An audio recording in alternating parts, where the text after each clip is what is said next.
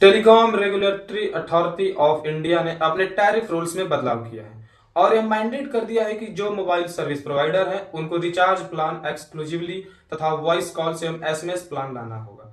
पहले तो ऐसे ही होता था, आपको याद होगा, क्योंकि पहले डाटा का इस्तेमाल इतना नहीं होता था।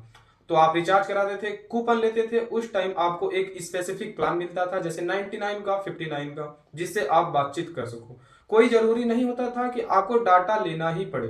पहले तो डाटा भी काफी महंगा होता था, इससे हमें डाटा का रिचार्ज कराना पड़ता था। लेकिन धीरे धीरे कंपनी जियो और एयरटेल कंपनी ने रिचार्ज को मैंडेट कर दिया, लोगों के लिए डाटा कंपलसरी कर दिया।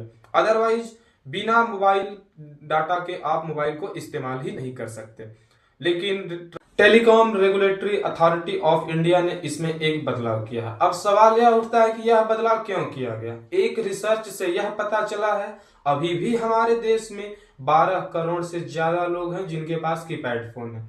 इसी को देखते हुए ट्राई ने यह कहा, सभी कंपनियों को कम से कम एक स्पेशल टैरिफ प्लान लाना होगा, जिसमें केवल एसएमएस की सुविधा हो, वॉइस कॉल की सुविधा हो, डाटा की सुविधा न हो। इससे फायदा यह होगा कि कई लोग डबल सिम का इस्तेमाल भी करते हैं और दोनों सिम को ऑन करने के लिए दोनों सिम में डाटा वाला रिचार्ज करना पड़ता है। अब एक सिम में डाटा वाला रिचार्ज होगा और एक सिम में वॉइस कॉल्स और एसएमएस वाला। ट्राई के इस फैसले से सभी कंपनियां नाखुश हैं।